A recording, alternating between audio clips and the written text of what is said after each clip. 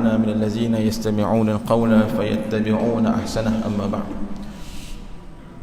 Yang dimuliakan para jemaah sekalian, mudah-mudahan mendapat rahmat kepada Allah Subhanahu wa taala. Alhamdulillah, kita bersyukur kepada Allah kerana pagi ini dapat sekali lagi kita berada dalam majlis ilmu. Mudah-mudahan mendapat pengampunan daripada para malaikat insya-Allah. Tajuk yang saya pilih untuk jadikan kuliah subuh pagi ini adalah berkenaan dengan isu-isu syubhah dalam penapis air. Kebetulan isu ni isu yang agak hot sekarang ni. Setelah masuk dalam metro, jadi sampailah hari Jumaat lepas pun ada satu slot TV3 interview pasal penapis air ni. Tak tahulah macam mana boleh jadi ni, tapi mungkin kerana penapis air ni adalah satu produk yang kita pakai setiap hari, dan mungkin tidak ramai yang tahu tentang apa sebenarnya isu dalam penapis air ni. Kerana kita pergi ke kedai, kita hanya minta penapis air, nak tapis air, kemudian pun dia bagi, dan dia bagi kat kita produk penapis air tersebut tanpa kita pun mengetahui apa bahan yang digunakan sebenarnya untuk menapis air, ledak kotoran tu. Baik, jadi saya nak mulakan bahawa air ini adalah satu benda yang penting dalam kehidupan kita. Setiap benda yang hidup ni perlukan air. Bahkan tuan-tuan sekalian, dalam Quran Allah Subhanahu Wa Taala sebutkan juga tentang air ni. Quran itu sendiri sebut tentang kepentingan air dalam kehidupan kita. Dalam surah Al-Anbiya ayat 30 Allah sebut, وَجَعَلْنَا مِنَ الْمَاءِ كُلَّ شَيْءٍ حَيٍّ أَفَلَا يُؤْمِنُونَ. Dan kami jadikan bagi setiap benda yang hidup itu, dia perlukan kepada air. Jadi nama saja benda yang hidup, makhluk yang hidup, manusia ke tumbuhan, dia perlukan kepada air. Cumanya isu air ini, kalau kita duduk di kampung dulu-dulu kan, ada sekarang ni pun setengah kampung masih lagi dia boleh pakai air bukit kan, air gunung. Jadi di situ tidak timbul sangat. Kerana apa? Air gunung ni biasanya bersih kan, air bersih. Itu pun kadang-kadang di setengah tempat, macam di tempat saya di Mahang sana, kawasan yang menjadi tandahan ataupun tempat bekalan air masyarakat ni telah pun diceroboh, diambil balak dan sebagainya, sehingga menyebabkan air yang pada asalnya kita boleh minum direct, kerana mungkin kebersihannya sudah pun tercemar. Apatah lagi kalau kita tinggal di kawasan-kawasan di Pekan ini, di kawasan-kawasan bandar ni, air kita tak dapat daripada sumber bukit, kita dapat sumber air tersebut daripada sungai-sungai. Isu sekarang ni, sungai-sungai pun dah pun tercemar oleh bahan-bahan industri dan sebagainya, menyebabkan berlakulah penciptaan penapis air ni untuk memastikan bahawa air yang kita minum adalah air yang bersih, ditapis segala keladaknya, klorin dan sebagainya, bahan-bahan berbahaya dalam air ni yang boleh menyebabkan masalah kesihatan, maka diciptalah penapis air. Baik, dalam penapis air tuan-tuan, dalam penapis air ni ada beberapa bahan yang digunakan oleh industri. Selain daripada sintetik, ada juga bahan semula jadi. Bahan semula jadi ini termasuklah boleh diambil daripada tumbuhan, boleh diambil daripada biomass, boleh diambil daripada sumber haiwan. Baik, dan juga ada yang sintetik, polimer dan sebagainya. Tetapi dalam bagi pihak industri ini, dalam nak keluarkan sesuatu produk penapis air tersebut, mestilah mereka akan pilih sumber daripada sumber yang cost efektif, kos yang rendah, dan juga pada masa yang sama boleh berperanan sebagai menapis kotoran yang terdapat dalam air. Oleh kerana itulah terdapat banyak ujian yang dilakukan, dan akhirnya di antara bahan yang dipilih adalah tulang haiwan. Kerana tulang haiwan ini sumbernya mudah didapati dan juga harganya amat murah di pasaran. Tetapi persoalannya, sumber haiwan macam mana yang biasanya digunakan dalam penapis air?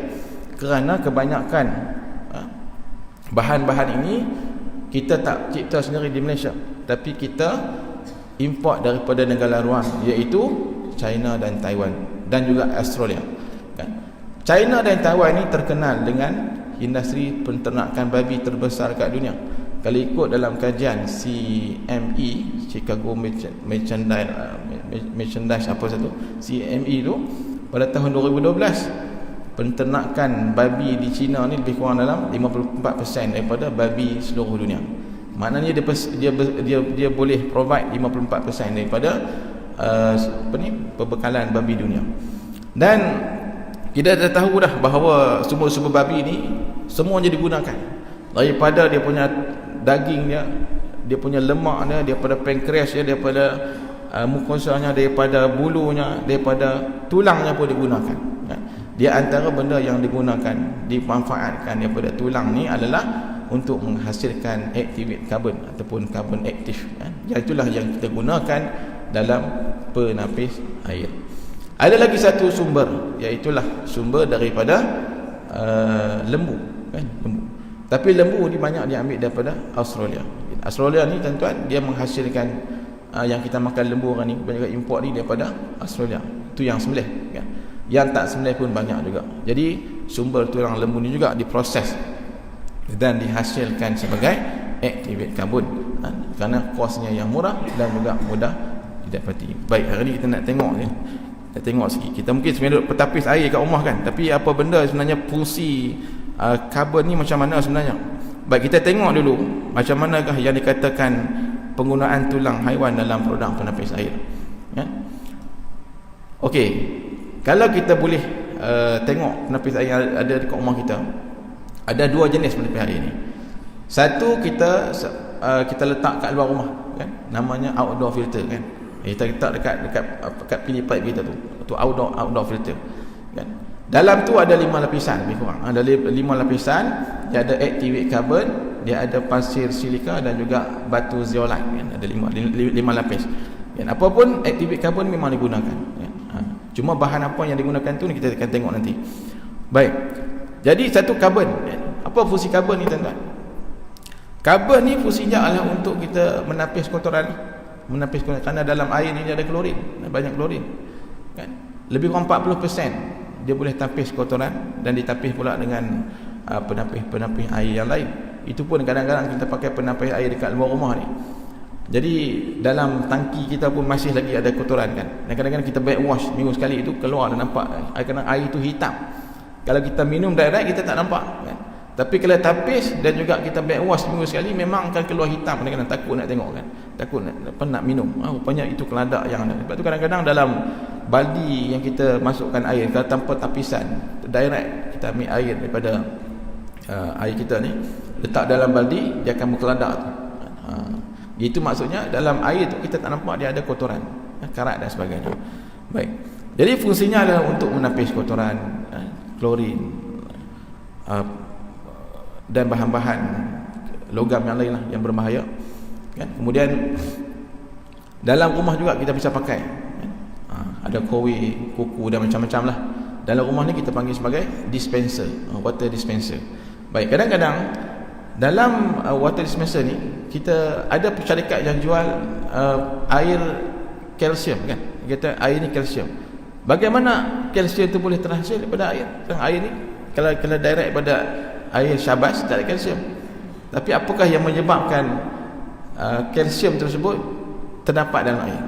Maka kalsium ni terhasil daripada sumber, di antaranya sumber tulang, di antaranya sumber yang lain juga cengkerang, di antaranya sumber daripada haiwan-haiwan yang lain. Baik, inilah menjadi persoalan kritikal.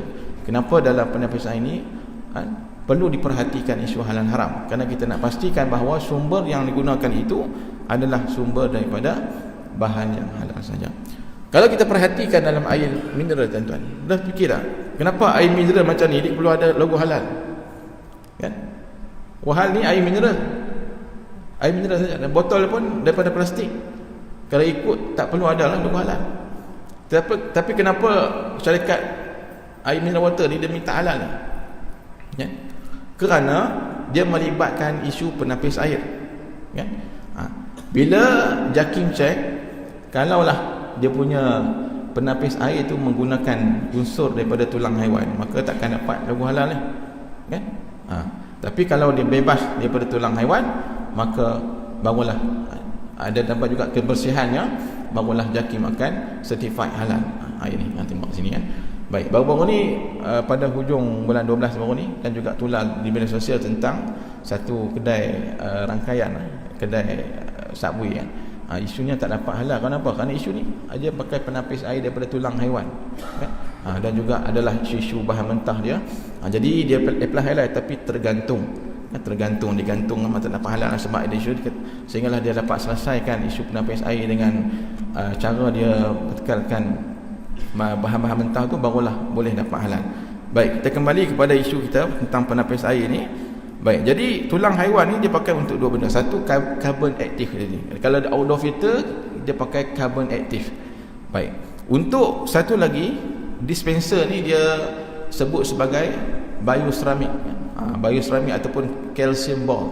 Calcium ball ni lah yang kita kata tadi boleh datang sama ada daripada sumber yang halal ataupun sumber yang haram. Kebanyakan kalau yang murah-murah tu kan, dan tak ada halal juga, berkata air syubhah tu, kita kena perhatikan dulu, tanya dulu daripada apa dia pakai sumber kalsium tersebut kan. Kalaulah tak ada halal, kemungkinan besar boleh datang daripada sumber tulang kan, sebab tulang kita ni kalsium, dia boleh bekalkan kalsium dalam air.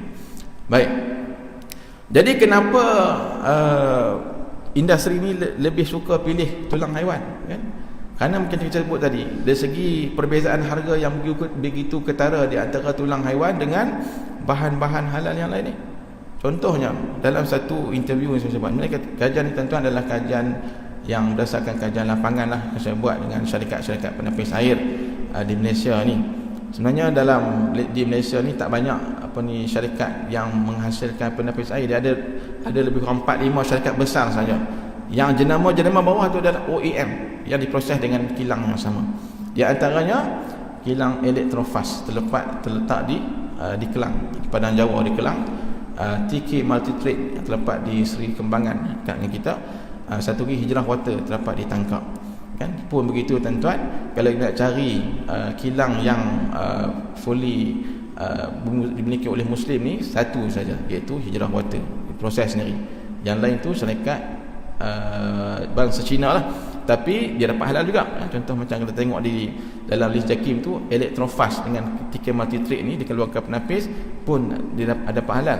Tapi yang BMF ni satu di Tangkak Johor, Hijrah Water, dia punya pengurusi nama Tuan Haji Muhammad ya.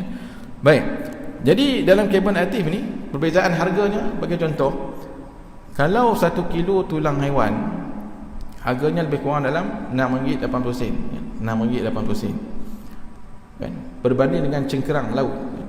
Cengkerang laut ni harga mahal, 1 kilo RM68 kan. Jadi siapa nak buat part time cari cengkerang laut jual boleh lah. Sekilo RM68 kan. Jadi beza harga tu menyebabkan kebanyakan industri ni lebih pilih lah tulang haiwan kerana dia murah kan. Murah. Tambah pula yang paling banyak kita ambil ni daripada negara China dan Taiwan. Macam kita sebut tadi, memang banyak sumber-sumber daripada babi. Baik, jadi digunakan dalam penapis air. Baik, kalau tengok pula dalam bioceramic tuan-tuan, bioceramic ni sama juga kan. Bioceramic ni ada boleh digunakan daripada tulang haiwan, dan juga kalau nak cari alternatif yang halal macam dipakai di Hijrah Water ni, dia pakai sisik ikan tilapia kan. Kita biasa makan ikan tilapia aja, sisik kita buang kan. Rupanya sisik ikan tilapia ni adalah satu bahan panggil ni, saya nak sebut orang sains punya bahasa kan, hidrosipatik nama dia. Jadi bahan tersebut rupanya sisik ikan tilapia ni kalau kita proseskan, dia boleh menghasilkan kalsium dia lebih tinggi sebenarnya daripada tulang haiwan, tapi industri tak pakai sebab dia mahal kan, nak hasilkan susah kan. Tapi tak ada lagi orang di Malaysia ni yang daripada sisik ikan tu dia kumpulkan, dia proses. Sisik ikan tilapia ni diambil daripada Indonesia. Ni pun juga siapa nak buat part time, beli sisik ikan tilapia kat pasar tu, proseskan lah, boleh jual kan, boleh. Tapi kena ikut dia punya SOP dia lah, tak boleh jual. Baik, jadi begitu keadaannya dalam industri kita sekarang ni. Jadi itulah sebab kenapa bahan daripada tulang haiwan ni digunakan. Dan satu lagi macam kita sebut tadi, satu lagi faktornya selain pada mudah didapati, kebanyakan pengguna kita ni berislam ni dia bukan pengeluar kan. Bukan pengeluar tapi lebih kepada pengguna kan. Kita banyak beli tapi tak ada pengeluar yang Muslim yang betul-betul terjun dalam bidang ni kan tak banyak tuan-tuan. Sebab tu kalau boleh kan, ada anak-anak kita ataupun kita sendiri nak jual penapis air ni kan, banyakkan kita jual pun daripada syarikat orang asing kan. Susah nak jumpa syarikat orang Islam ni kan. Mungkin boleh latih kalau ada anak-anak yang minat dalam bidang sains ni, boleh latih mereka untuk menjadi saintis, bagaimana nak keluarkan bahan-bahan aktiviti karbon ni yang halal. Mungkin banyak bahan-bahan lain, bagikan dorongan kerana dia berkait rapat dengan kehidupan kita umat Islam ni untuk menggunakan bahan-bahan yang halal dalam kehidupan kita. Baik, jadi itu tentang realiti tentang penggunaan tulang dalam penapis air. Baik, timbul satu isu tuan-tuan, bila sebut tentang tulang ni apa hukum sebenarnya? Jadi aktiviti kajian saya ni juga nak semak ataupun nak kaji dari segi hukum lah kan. Tulang haiwan kalau kita gunakan sebagai penapis air, adakah menyebabkan kesan dari segi kenajisan air dan sebagainya? Sebab karbon aktif ni dia bukan lagi dalam bentuk tulang yang asal kan, tapi telah pun dibersihkan dan telah pun dibakar menjadi arang tulang. Karbon aktif tu arang tulang warna hitam. Kita pun tak dapat beza di antara bahan-bahan ni. Kalau tercek, saya ingat dicek di makmal pun DNA pun tak dapat kesan kan, sama ada dia ni daripada sumber mana kan, tak boleh.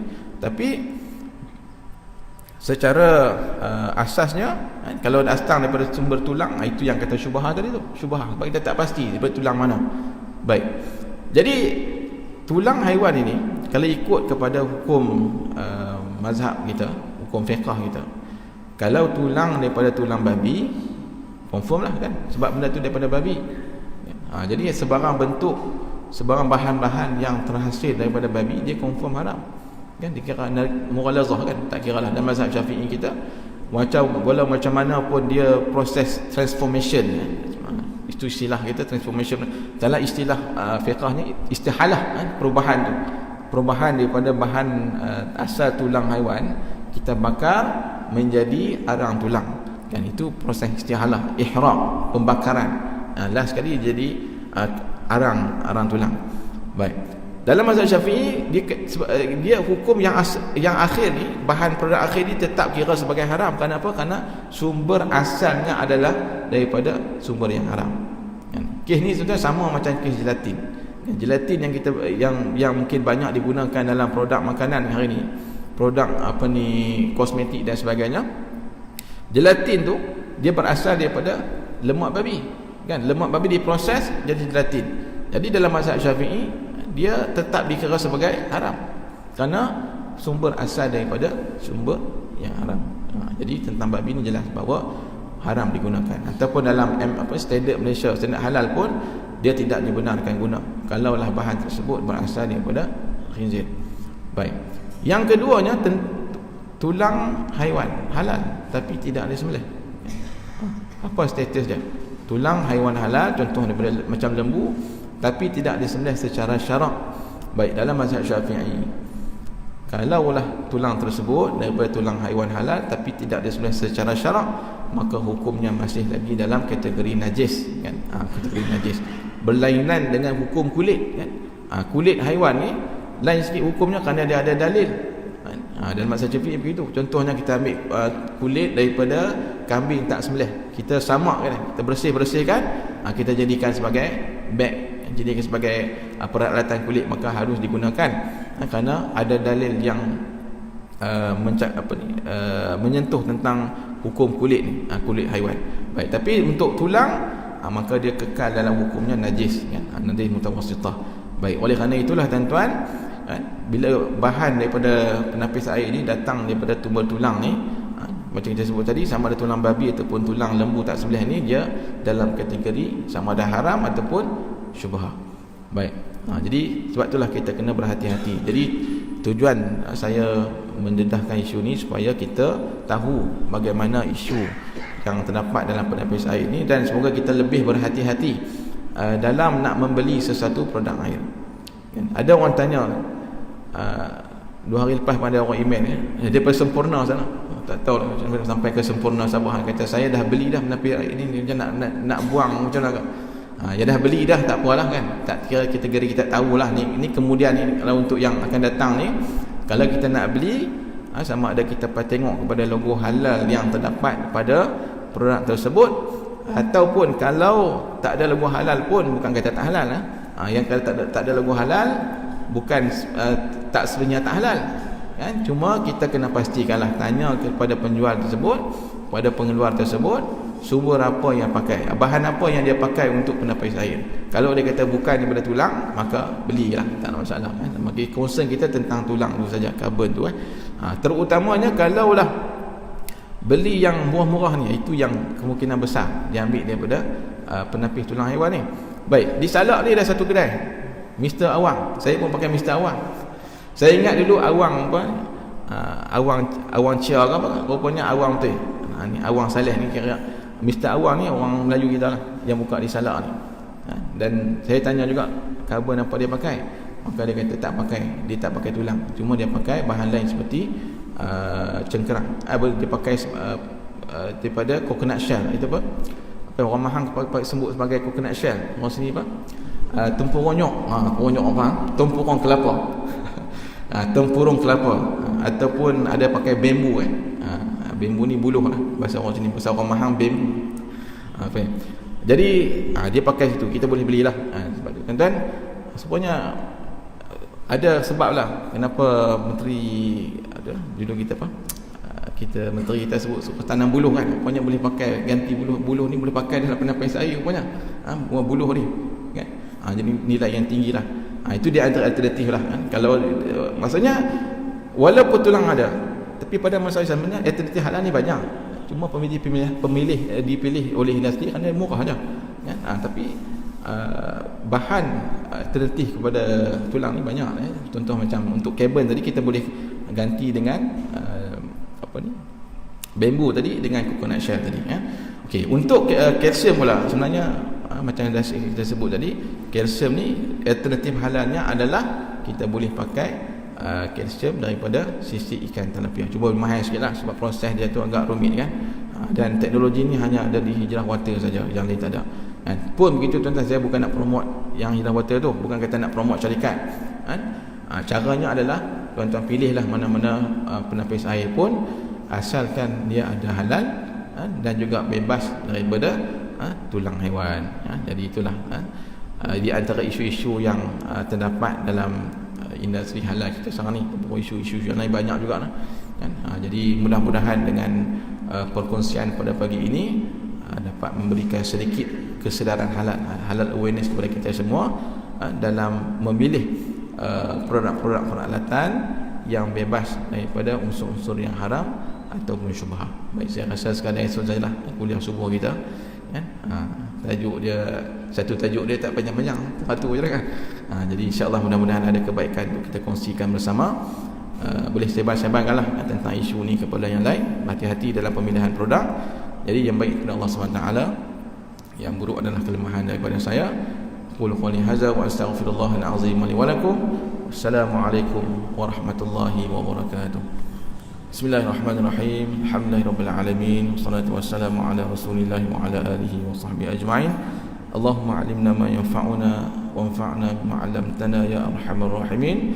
Sallallahu alaihi wasallam Muhammad wa ala alihi wa sahbihi ajma'in. Walhamdulillahirabbil alamin. Wallahu minkum.